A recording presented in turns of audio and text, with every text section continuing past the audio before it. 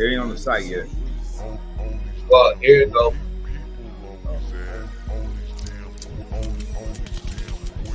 People always asking me all these damn questions, and they so confused. I don't know what to tell them. Why he do this? Why he do that? How you do this? How you do that? Hell yeah, I'm trying to do what I want, and I get good grace. That's why I wear these hats ways. These people recognize that's why they stay up in my face. Cause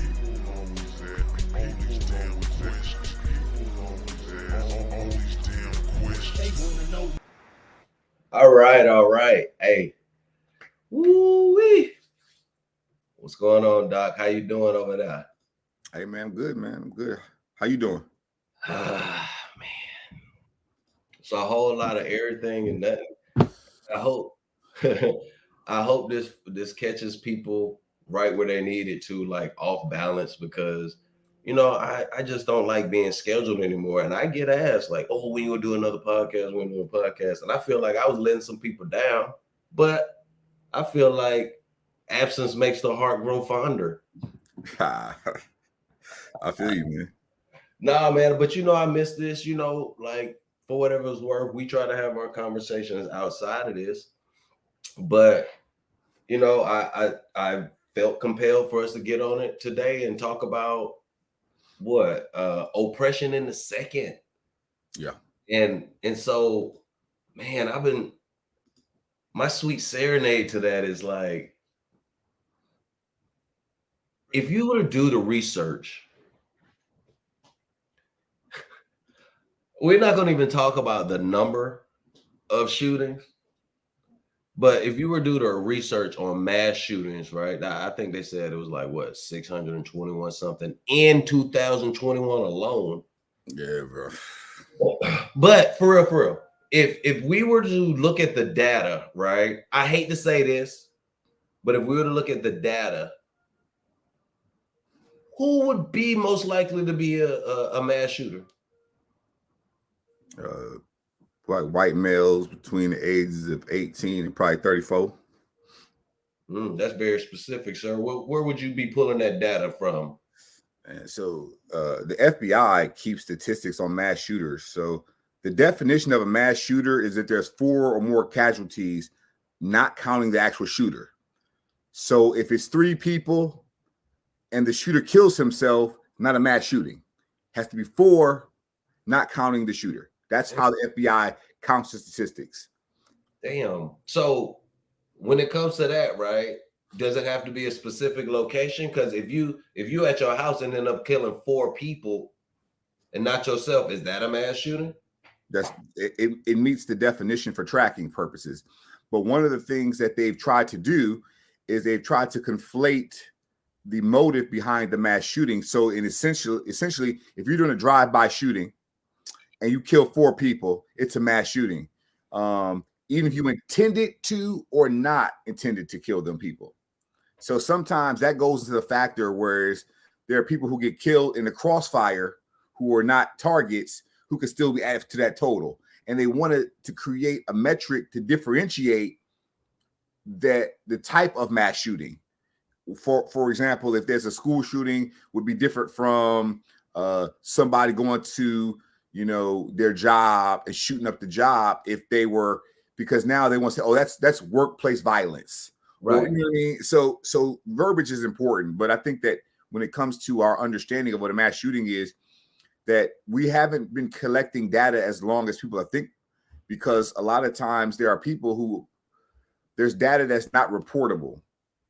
And sometimes there's data that is used to inflate or to, I would say, to misrepresent some of those figures, especially in those smaller areas where the requirement to report it is voluntary. Yeah. Yo, so if that's the case, then, if you were to Google, I tried to ask my Google Nest the qualifications of a mass shooting, and it was not having it. It's like, we don't know what that means. Shit. I had to worry if the FBI was going to show up at my house. Yeah.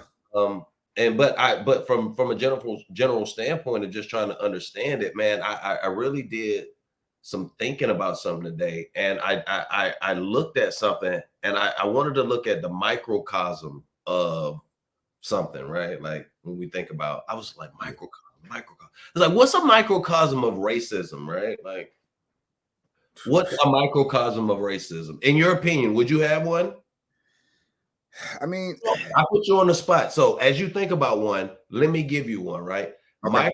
Racism as a microcosm can manifest in many ways, but one example is practice of racial profiling by law enforcement. yeah. So racial profiling is a microcosm of racism, right? So I would ask the question, if mass shooting itself is a problem that we have, right? And we know that racial profiling exists. Yeah.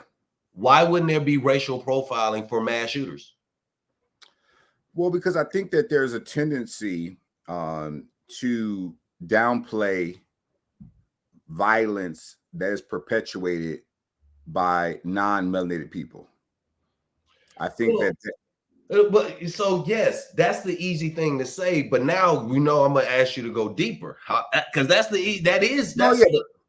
so oppression in the second would mean if we can't statistically go after who we would generally think of for some of the biggest issues we have, right? We're talking big issues now. We're not even talking about old boy knocking on the wrong door. We ain't got there yet. We ain't got there yet. But we're talking about like the mass shooters, right? Like if mass shooting's an issue, right? How do you profile that racially?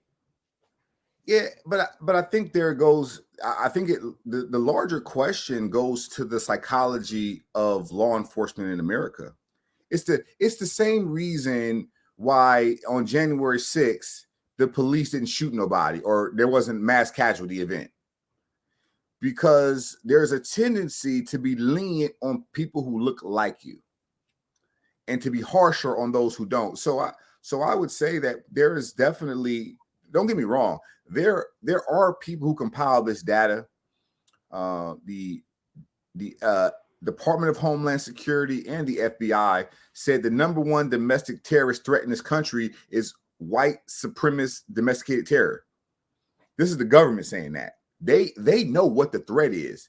Right. Unfortunately, I don't think they have the tools to combat that threat, because I believe they've been infiltrated. They've been infiltrated. The government has been infiltrated. Well, when I say infiltrated, I mean is that they don't know how to differentiate a good person from a bad person who has non-melanin. Correct. Because if there was a race war, you can make an argument in America whose side the police gonna be on. Nah. Hey, man. What about those? What about the people who look like me and you, but that are in the police, like you? Yeah, but you got to think though. I mean, that what is the statistics that are in the police of people who look like us? I mean, when you start to look at the demographics of policing, primarily outside of urban areas, even urban areas, like for example, I'm in Cleveland, Ohio. We have over 50% of our city is black, right, but our police force over 60% white.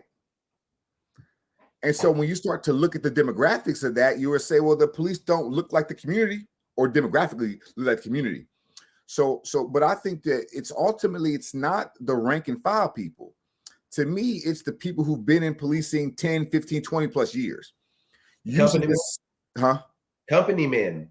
Yeah, exactly. Because like I said, the FBI issued a report in the early 2000s talking about white supremacists wanted to infiltrate policing. They want to infiltrate policing because they understood that if I want to do racial violence, the best way to do it in this country is to have a badge on. The best way to get away with it is have a badge on. But my concern is they have put in no screening, no additional tools to weed out said individuals.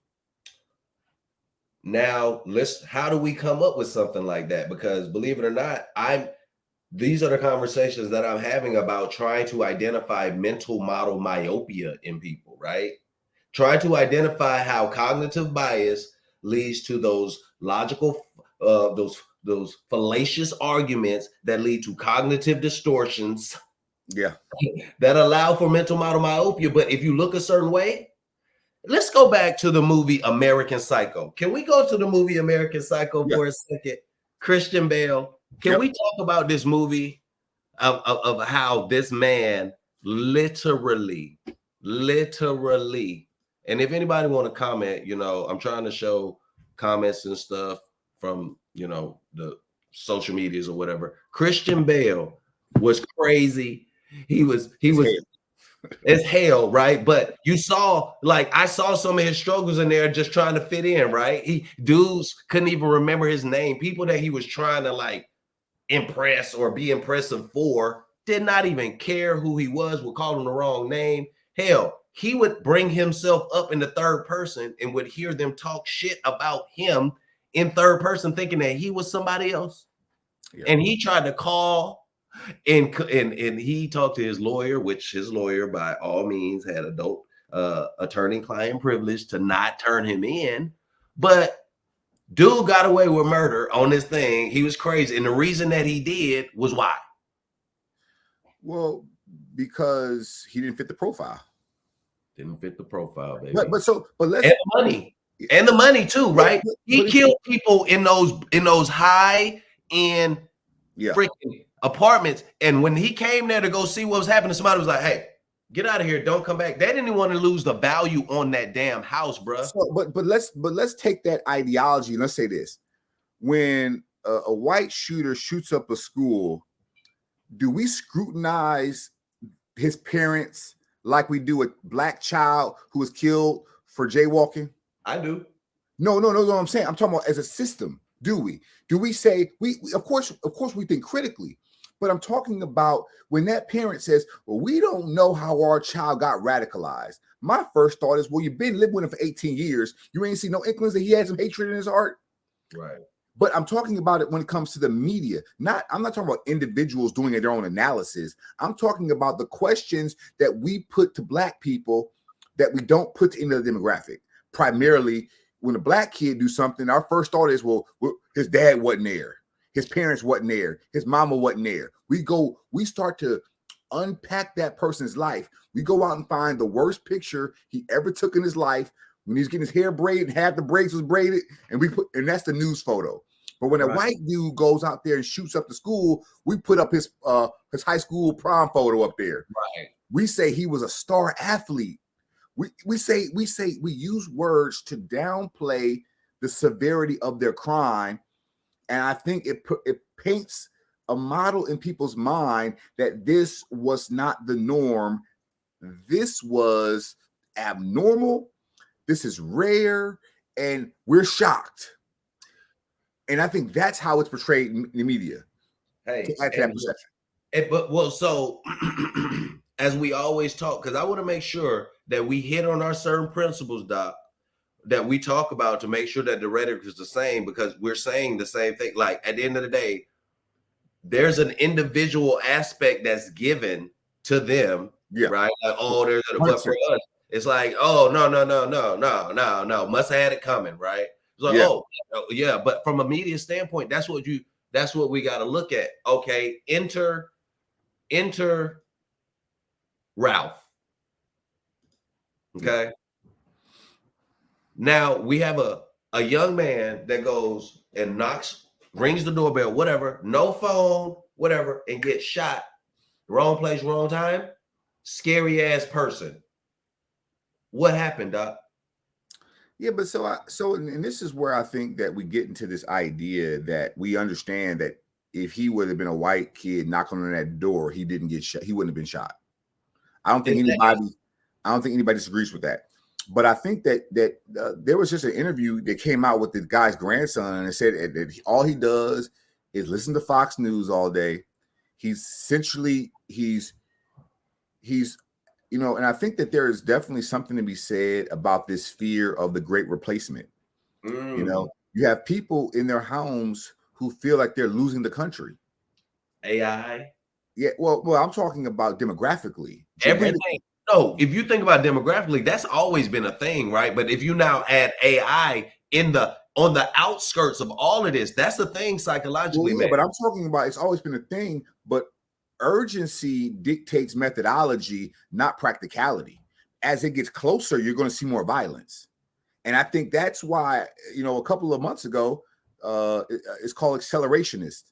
white supremacists in America have determined that we have to accelerate race violence in order to keep racial control. So they were trying to blow up the power grid in Baltimore. They're trying to poison the water wells out in Texas. They've been trying to accelerate their violence because they understand that in chaos, people will resort back to their animalistic behaviors of not trusting, of essentially, walling off people. And they understand that they're waiting for our response. That's what they're waiting for. They're waiting for our response. And I think that's where you're going to see the most violence, is when people who have historically been treated very bad say no more. That's why I brought the news thing, and you hit it dead on the head, right? But even at a local level, news is a parasite, and not only a parasite, there's a contagion of passing negative information biasly. Yes. Right? Because if we watch it, hell, I'll watch it and be like, it can't be just this going on or whatever. But like, knowing that the news can negatively affect you every day, and if you're sitting around and that's all you're doing, but that's where the mental model myopia creeps in, Doc. Yeah. Like, you can't see anything else. And like, if somebody knocks on the door, so there were 2 other incidents after this though that I heard about. Somebody getting in the wrong car and somebody driving in the driveway to turn around and shots coming out the house. Oh yeah, and that's part of this process is that when you put people in who have a fear, you mix that with paranoia, and then you give them guns, you have a fire waiting to happen. Right. Because we're definitely entering to an era where people are resorting to violence because they don't have the faculty to find out what's going on. And I think that is a very scary reality, that the ball went into somebody's yard and then they like start shooting them. From now on, people are going to disengage. And I think that when it comes to dealing with people, there's definitely going to be a let me see your hands, assessing threat, because you right now you just don't know. Like, I don't know if I'm going to knock on the door and there's going to be a bigot behind it. Bruh, listen to me. We were just talking about my trips to, living my best life, whatever, right? Because I'm trying to do some work and stuff, right? Yeah. But on one of these trips, I'm going to try to find this old house that my grandmother owns, but she's deceased, but her mother used to own it. And it's still kind of in both of their names, but I can't find this property, man.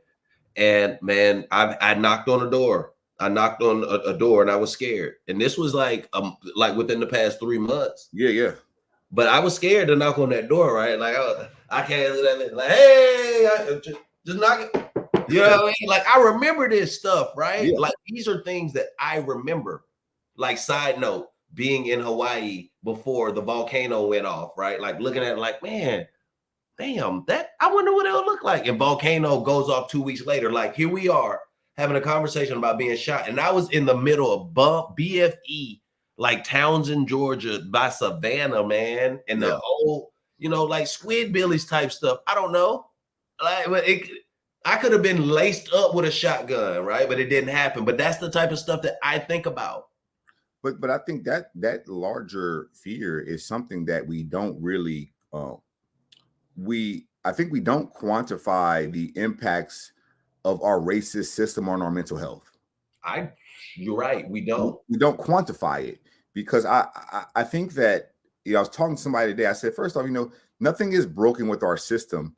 It's functioning the way it's designed to function. So when you talk about the castle doctrine, stand your ground laws, essentially, what I'm seeing happening is that the legal construct in this country was designed for people to exercise their prejudice without legal accountability.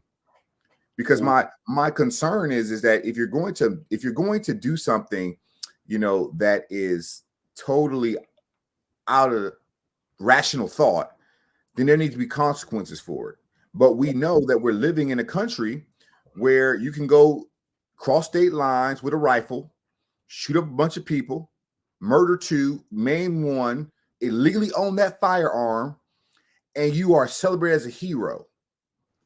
And when a country celebrates heroes that are murderers who break the law, what we create is a society that says that I'm going to be more like those people. And in Texas, when that guy, the governor is talking about pardoning that guy who drove his car into a crowd of Black Lives Matter protesters, shot the guy, killed him, but he said that I'm going to shoot one of these guys today. And now the governor's going to pardon him. And so what this message that sends is that you can kill people who oppose you politically, and you are going to have state sanctioned help to get you off those charges. And that's a very dangerous precedent. So your confident opinion is that there is state-sponsored there might be a particular image of state-sponsored violence towards political adversaries if you look a certain way? Well, but this is, we have to go to what was the Second Amendment created for. Most people don't know that the only reason that the Second Amendment was added to the Constitution, and they don't even know what the role of the militia was in 1789. The role of the militia was to put down slave revolts and rebellions.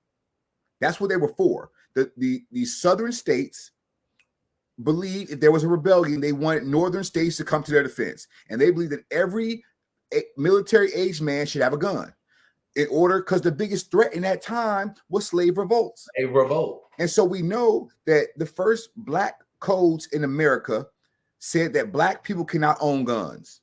That was what they said. They said that you cannot own a gun.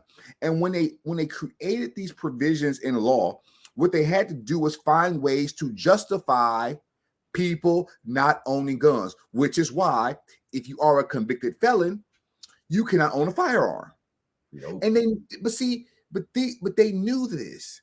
They knew that we have to disenfranchise these people and take away their rights to self-defense, because the Second Amendment had nothing to do with foreign invasions.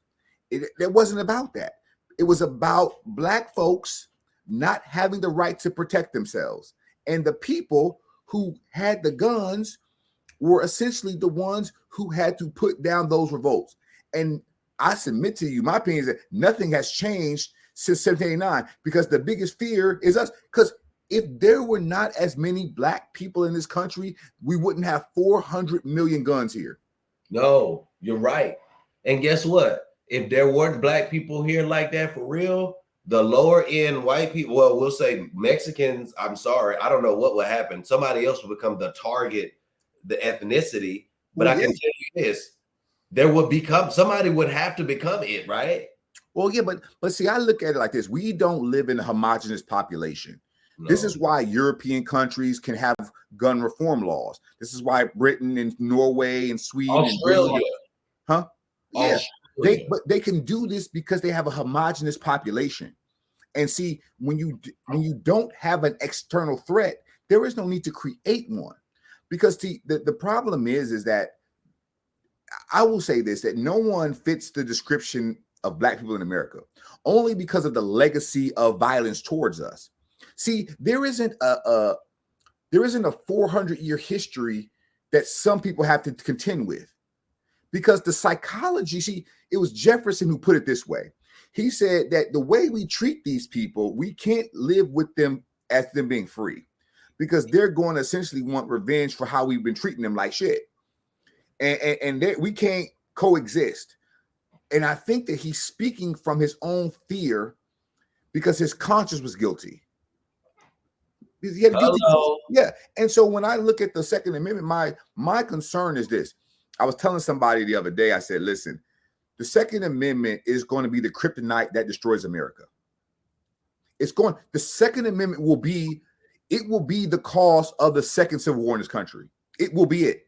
It's the only thing, because they ban books here, but the First Amendment says I can read whatever I want to read. And they banning books. So we know something that's more important, that books are more powerful than guns, because ideas lead to revolutions. Correct. Guns put them down. Hey, and they know that.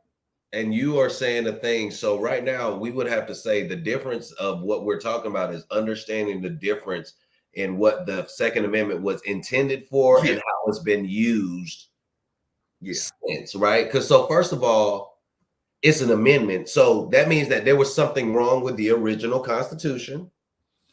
The Articles of Confederation, yeah. Okay, so the first, so when you talk about the Articles of Confederation, when you talk about all that, when you talk about what the Bill of Rights are, right? Yep. When did the Bill of Rights come? The Bill of Rights, they started in 1789 to about 1782, but they were not added all at once. Right, but they had to. Hey, this Constitution, hey, we need to make sure it's. How do you tidy up something with amendments, right? Yeah. Well, initially the intent was not to add any amendments. The amendments were added because the Southerners primarily wanted some protections because they had essentially the most to lose in the process. Correct. It was compromises. Like a prenup? Yeah, essentially, because there was a prenup. Yeah, hold up. Yeah. Do you feel like the analogy of the Bill of Rights and what happened, right? Based on your research and based on what you do, so we already gonna put the credibility out there that was like a prenup to make sure the Southern states felt good about the Constitution. Well, in some instances, but I think that the Northern states had concerns also. And I think that the idea that the Constitution is a charter of negative liberties, it's only designed to tell the government what they cannot do, not what you can do. Right. And so when we interpret it from this idea that the Second Amendment was a compromise between the Southern states, because one of the challenges that they ran into is that this idea of what is our biggest threats. So, for example, if you go to 1968, the last meaningful, probably federal legislation was the Firearms Control Act of 1968. Then it would say, well, what was happening in the late 1960s? What prompted that bill? Well, the Black Panthers, black men started getting guns and they were going and protesting with their guns. And the federal government came in and said, hey, we got to stop this. That make you nervous. Make you nervous. And so legislation followed to say we have to make sure we can't, ban certain rifles across interstate commerce, etc.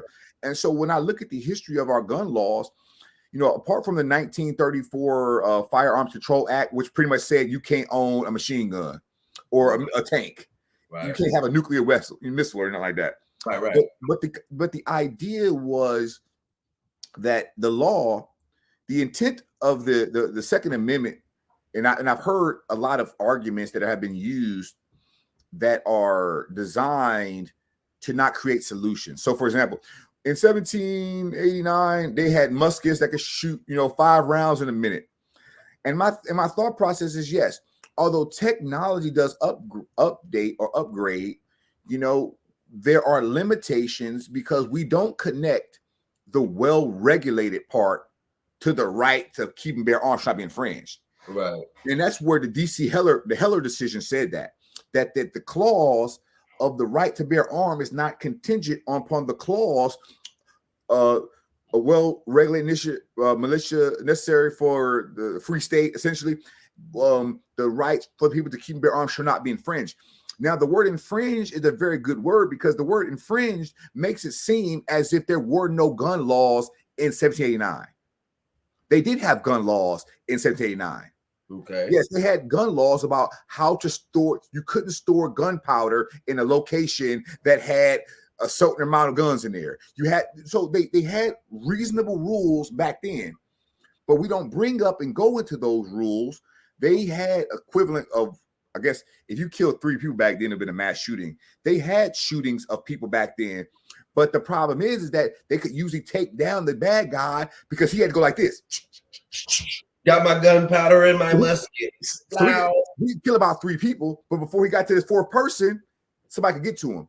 And so one of the things my concern is that we think of the right as something that has been given to us for the wrong reasons, for tyranny, It's been giving us this foreign invasion. And I said, first off, we're not even unified enough to come together if we were invaded by guns. My concern is that what we've done is we've made these anecdotal arguments. Well, it's not the gun, it's the person with it, a good guy with the gun and a bad guy. And my concern is that this kind of logic misses the point, because a good guy can become a bad guy very quickly.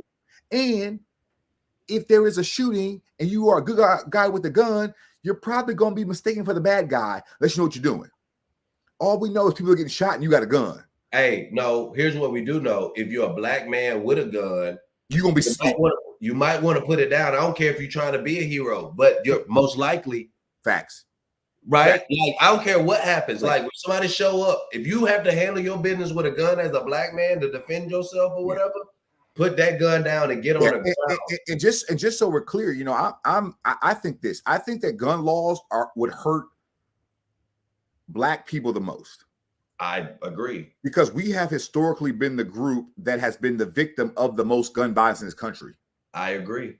I mean, but we got to understand, like, you know, when you start talking about how guns get into black neighborhoods, when you start talking about how drugs get into black neighborhoods, you have to understand that this is a design. I tell people, Ronald Reagan was the biggest drug dealer this country's ever seen.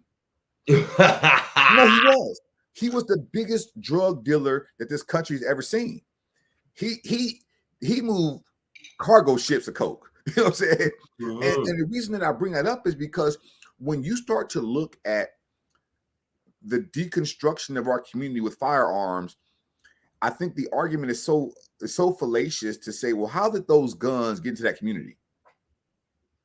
How did they get there? We don't own planes and boats, my friend. Hey, ain't that many gun shops in the hood? Hey, actually, there are more Chinese restaurants, McDonald's, churches. You know, Asian people are more likely to get a business loan in the black community than a black person, right? Oh yeah. So how do these guns and drugs make it inside the community? As you were continuing your cockly explanation. Well, so like in Chicago is a good example because everybody likes to talk about Chicago, you know. So I can drive across the border to Indiana, buy them in Indiana, drive them across the border. And one of the things that I'm seeing happening though is that we're looking at the problem. I think we don't look at the problem as a national security issue. Dr. Francis Cress Welsing said that gun registration or gun regulation in America would be like genital castration for white men. It would be. And when I thought about that argument, I thought about this idea that it has been the greatest equalizer that we've ever seen. And I say that because when you start looking at the history of the gun, it was the gun that allowed the colonial powers to take over Africa. They could come in there with a machine gun or a Gatling gun and just mow people down. Right. They could take over South Africa. And so it's been their tool. And so when you conflate, I would say there are two forces that are coming together right now. One is the fear of the Great Recession. And the second one is economic instability in this country. When you add those two factors together, then the gun becomes the primary tool for continued white supremacy control in this country. Because they don't believe in law and order. They only say law and order to keep control and power. That's it. But whenever they feel they will lose control and power, they will scrap law and order. And they will do whatever and promote everybody down. Because we know their history. It's genetic. Correct. They understand that if you back someone into a corner, they will fight you harder. Okay. And so let's talk about that. Let's get deep. Let's dig deep on that, right? And so we're saying right now, I was saying that oppression in the second is pretty much white supremacy hiding in the Second Amendment. Oh, bro. But see, it's never really been hiding. It's hiding in plain sight. Yeah. Because my contention is that what we are seeing happening is that there's 10 pillars in our system. We talked about it: economics, education, entertainment, law, labor, politics, religion, sex, war. Dr. Francis Questwelling brought health in there. So when those 10 pillars are important, if you attack any pillar, they come to each other's defense. So right now, I'm telling them the academic pillar is being attacked. So what comes to its defense? The law pillar. So we'll outlaw it. So when you attack one pillar, another comes to its defense. Absolutely. But when you knock all the pillars down, the last pillar is war. War masks their system because they will go to war to keep their system. And one of the things that I'm seeing happening is when you attack all pillars simultaneously, it increases the fear. Because we attack the law pillar now. We can attack the politics pillar. We can attack the religious pillar. Because that religious pillar is so detrimental to our thinking because it tells us to pray for our enemies, not destroy them. All right. Pause. I want you to read something. Can you read that? It's dark. Organized spirituality. That's it. That's all. I just want to know. So we're talking about religion. That's something I thought about. Something. Would organized spirituality be a thing? Because I feel like it exists. I feel like if we were to, I wrote down something here. I said America's oppression is its obsession. Yeah. Right. And so from a just like you said, from a mental and physical standpoint, we have physical laws, policies that affect our life and lifespan, right? Which affects our psychological safety, right? Yeah. But now we're getting to a point where I think there could be some sort of conversation here or there of whether, you know, a white man and a black man can have a conversation, both of their fears. And we do that because we know those same white people who could turn around and shoot somebody, because anybody could do that. Yep. Right. And so if I were to have a conversation, first of all, would you ever find yourself letting off shots on somebody because you were scared that they were at the fucking door? Excuse my language. No, because like I said, we as black people know that we cannot get away with the things that others can get away with. We know that there's going to be more scrutiny. First off, if you're black, you're not supposed to be afraid. You can't say I'm black and afraid. It doesn't make sense. Right. Because you are the fear. Exactly. It's like I tell you all the time. If a 6'2", 250-pound black man shot a 4'9" white woman, and that black man said, I shot her because I fear for my life, he going to jail. He might not make it to prison. Yeah, but because the idea is he can't be afraid, because look how big you are. You know, and I think that when you start to talk about, when I say the religion, I said, listen, I said we were taught in this country the word of God by people who were our enemies. We were taught it by our enemies. Right. So we don't know how to identify our enemies because Jesus looked like them. They try to make a smarter, a lesser than person would say, "Oh, Jesus is white." Then you start, hold on, where did Jesus come from? Hold on. So you see how some of them don't add up, and you know that. Go ahead, Doc. Well, but the psychology of this is so it's a docility of it, because when an enslaved person got religion, they were considered non-threatening. And once they got religion, they actually had a better resale value. And I think that when you start to look at the operability of religious thought, it has been to bind the mind. It's so I can say, look, like the scripture says, I have to pray for my enemies. Well, I must first call them an enemy. I must first say you are an enemy. Like I told him, if you don't want me to learn about my history, you are an enemy. And we don't want to do that. We don't want to say that word enemy, because if I say enemy, it adds the idea of adversary and an opposition and someone who opposes me. And that's all an enemy is. An enemy is somebody putting an obstacle in my path for enlightenment, for discovery. And to your point about the Second Amendment, what I'd say is this. I'd say that when you start to talk about this country, from Indian exclusionary, from Indians being took off the reservation, the Gullah Geechee Wars, the firepower has been the greatest tool, but there's something more powerful than it. And the more powerful tool is because, like I told you, those 10 pillars work only when they are interoperable. Some pillars, so slavery started as an economic pillar only. It's an economic system. It morphed into a social system, but it was about economics. And it was also about like differentiating. Well, it's easy. If I had a white enslaved person, he could run away and I'd never find him.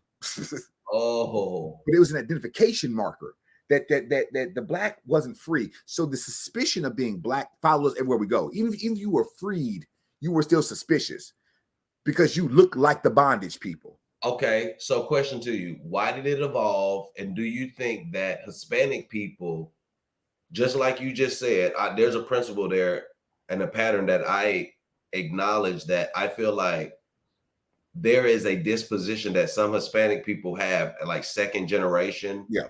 Like it still feels like there's this immigrant complex, like, oh, don't do too much to cause too much trouble type shit. You know what I mean? Like, yeah. Does that make sense? Yeah, but there's the assimilation challenge that when you enter into a culture as any other status, in order not to be at the bottom of the list, you have to accept the fact that those who are at the bottom should stay there, because ultimately they could replace you. And so what I see happening is that it's the age-old strategy of divide and conquer. Because I don't, I tell people all the time, and there was, no Jamaicans left Africa, Right. No Trinidadians left Africa, no Haitians, no Barbadians, no Bermuda, no one who left Africa had any other distinction but African. Right. And when you started to see Africans who went to Puerto Rico and made with the Spanish and Mexicans, and you started to see this weird thing happening of a caste, and that's what he was talking about before. A caste happened. But when you start to see the caste happening, the caste was primarily off of not necessarily skin color, but it was about parentage. What generation how far were you removed from those who are in bondage? And then ultimately there was a skin component to that. But it was also a social economical system. The reason that I think it evolved is because it grew beyond their capability, because greed allowed the system to grow to 4 million people. In South Carolina and Mississippi, there were more enslaved people than there were free white people. Wow. There were more enslaved people. So you had to create a system of control that allowed you to go to sleep at night without fearing a revolt. Yes. You had, and that was what religion did. It said, well, with the Second Amendment, because the militia, one of the things that they would do is they understood that even freed black people could not own firearms. They passed laws to outlaw freed black people from owning firearms, because the fear was that the free black people would help the slaves to build. And that makes sense, especially if you're scared and you vibrate low and you think that all you're thinking about, I'll go there. And so thinking about that somebody's just always after your stuff is a good way to vibrate low, right? And so hearing all this stuff makes me think of, at the end of the day, there's a choice today to think differently about how you do things, right? Like, yes. I recently, and the reason I like doing this the way that we do it, Doc, is because we can talk academically and all that, but I'm always trying to bring it back to how we feel and how it exists right here, and how principles apply, right? And so, like, for my daughter, she lives here with me, right? Okay, great. But I'm still responsible for her in some form or fashion. Yeah. Now, do I oppress my child? She's 20. And how do you oppress a 20-year-old? Yeah, I mean, I don't think depression is the right word, but I think it's Oh, no. But we have to use the word oppression. Let's just say we have to use oppression. How do you oppress somebody? well, because I think the word oppression is about being protracted or drawn out. It's so I think that the reason I don't use the word oppression too often is because there's a pattern. Because I Right. think so oftentimes we're talking about hundreds of years of systems and processes of oppression. Right. Yeah, I think if we used it to say, I would say that the idea is tutelage, because if the parent ideally knows best for the child to a certain point, and you might see issues that they don't see that may be perceived as oppression that as they get older may appreciate it. I'm Well, glad that that my parent took interest in my well-being, but I but don't. follow me though, Yeah, because you're right where I want you to be. yes, But I'm using the word oppression for a reason yeah, because it could be conflated. yes, But in her head, it could be oppression because oppression in its definition would mean what? Prolonged, yeah. cruel, and unjust treatment and control. 20 years seems like oppression, doesn't it? Oh no, no, no. Only reason I say it is because I think that when we say oppression in the sense of individuals, I think them as subjective.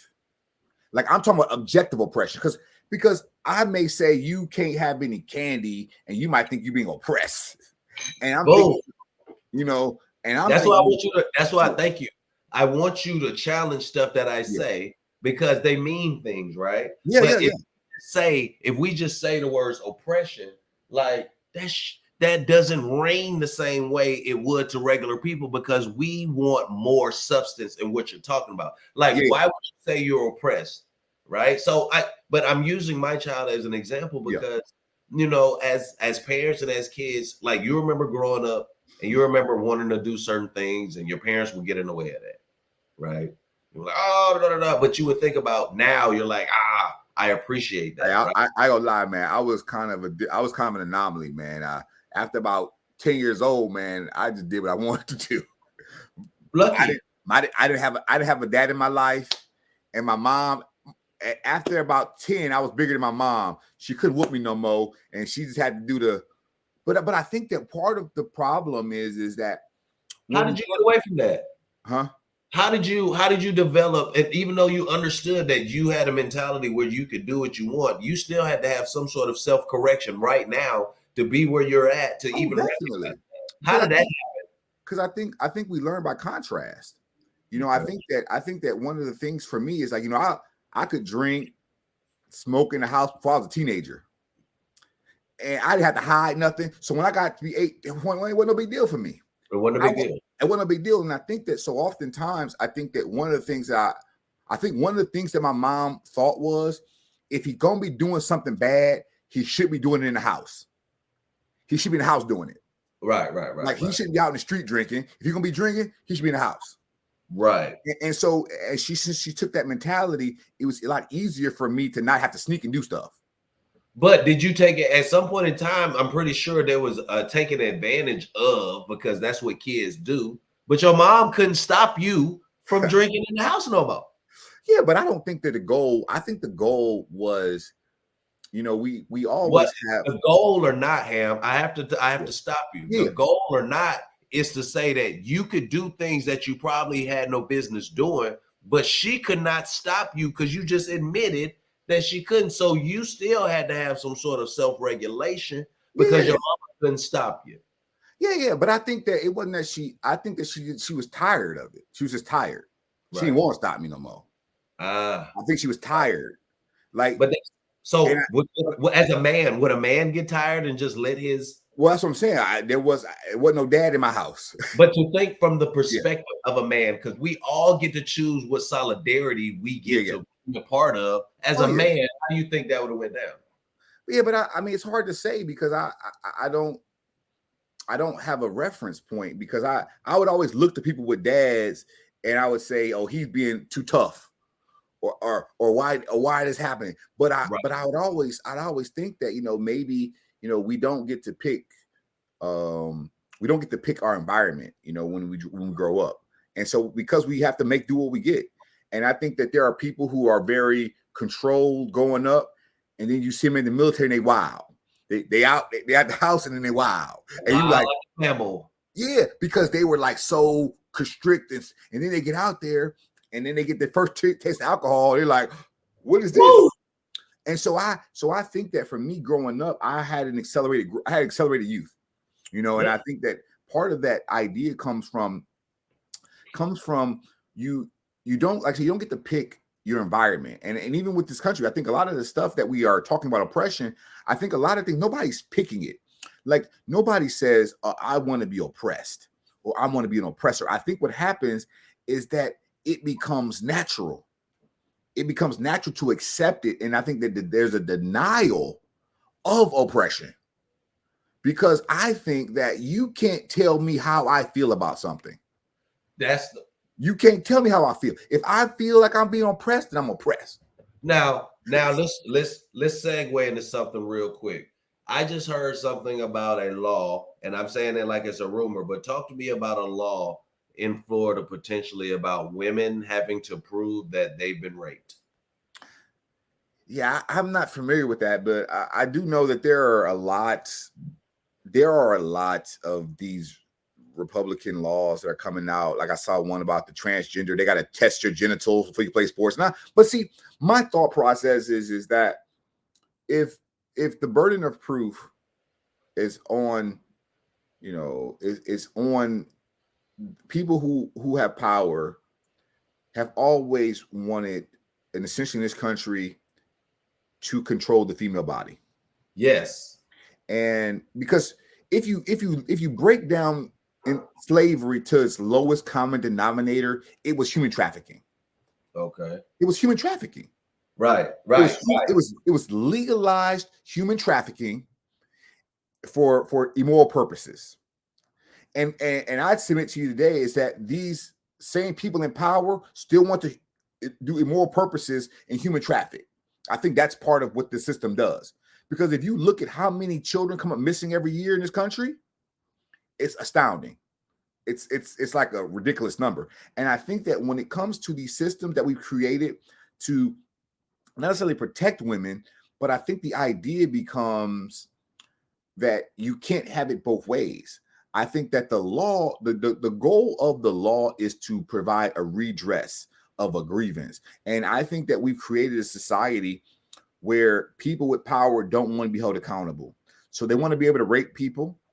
And I think over time, I think there has been an evolution of the ideology of no man knows a rapist, but so many women getting raped.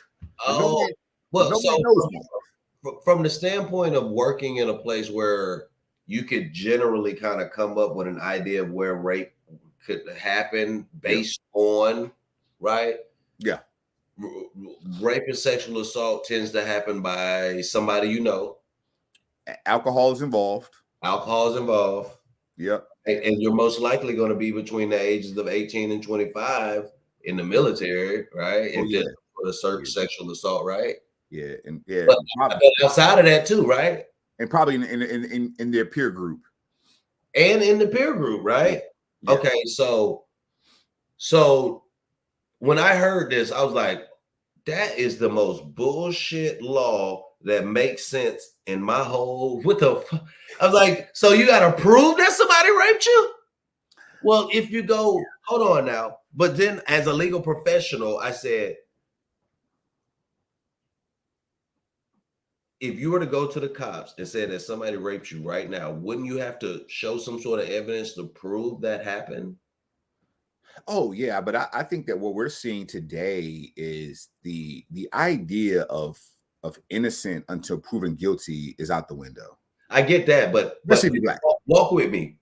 This law sounds ridiculous, but isn't the burden of proof that you would have to prove that somebody rapes you before somebody was criminally charged with rape?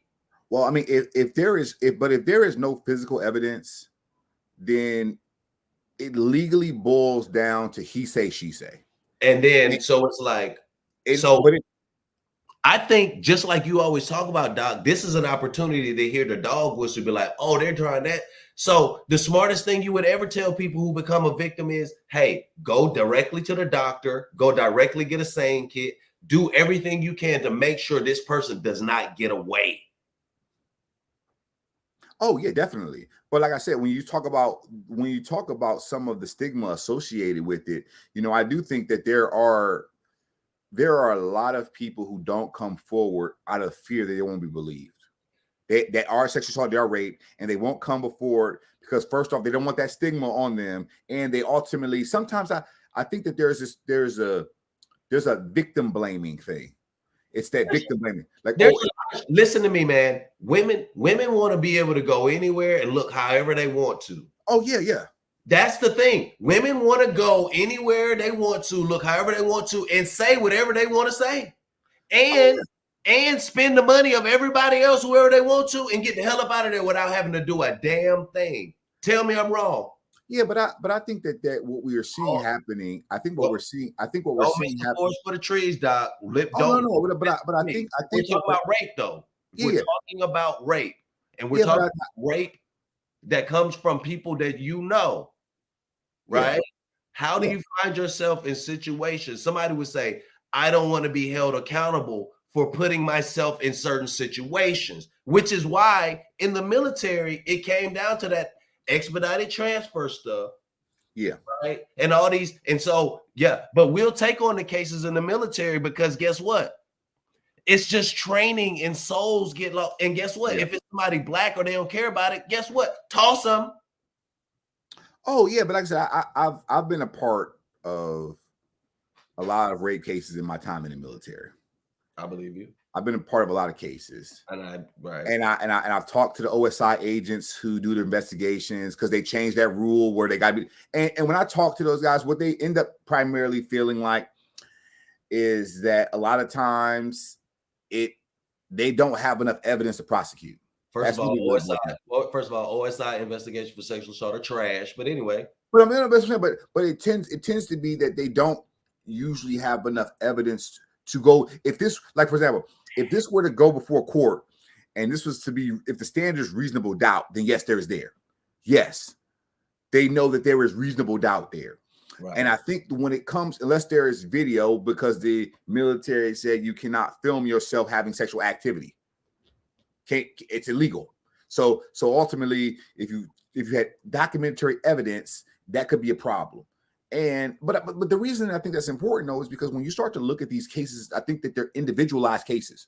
Yeah. I think that when you create a blanket policy, I think you miss the intent of what you're trying to get, which is justice. Because I think that a lot of primarily, let's say there was a case in Memphis where this dude was out here serial raping women, beating her, and the cops were not doing the rape kits.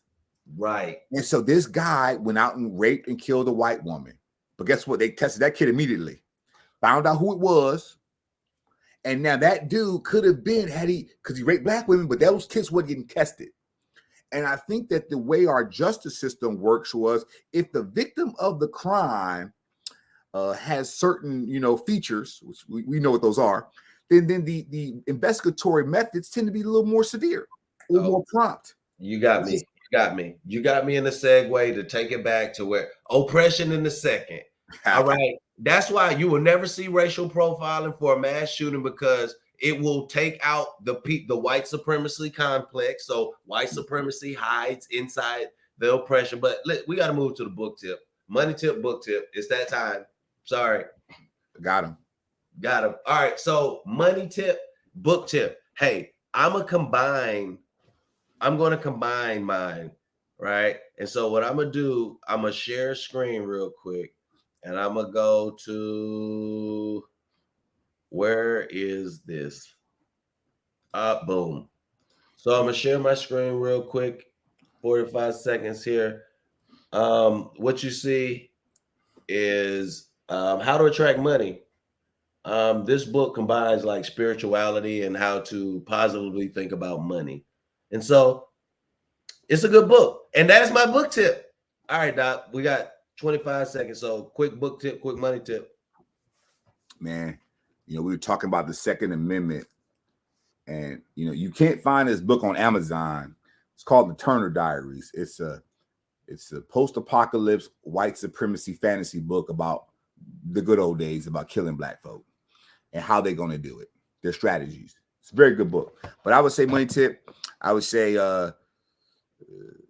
diversify your portfolio, because the dollar-denominated assets ain't what they used to be. Right. Diversification. Right. All right. And so speaking of which, you know, I'm wearing a little something. I'm always trying to wear something, but you know, I just wanted to share, make sure, you know, show your reverence. Objectively out of Rare. You see the gear, you got the sex trophy stuff here. You know what I mean? You can shop all.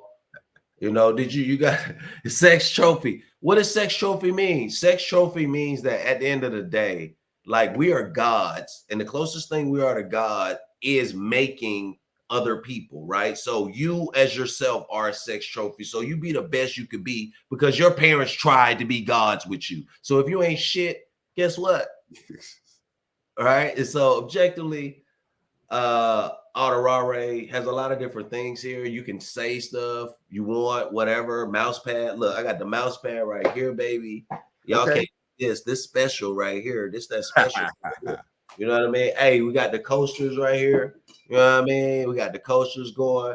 We got the stickers. You know what I mean? I got the merch in the back. I'm not playing, so you know, check that stuff out. And so, you know, Doc, final thought real quick, man, as I get rid of this. And I appreciate you shopping and anybody else who does. Final thought is, this stuff isn't to like be distracted. It's not to make somebody say we racist. It's like we're trying to figure out what's going on. Lighthouse series, right? Is there oppression and white supremacy hidden in the Second Amendment? Because I'm just starting to see too much stuff. Doc knows it. He has all the secrets. I'm just trying to be like him, right? But what we're gonna do is we're gonna get out of here. And I know we've been popping up randomly, just like, you know, pop-up concert, and that's what it's gonna be for right now. If you care, you care. If you don't, you don't. If you see it, you see it. The Lighthouse is a guide or a warning. Pick one. Pick one. Hey, we out here though. Hey, all day. Peace. Sir. Stay for a second, Doc. Yeah.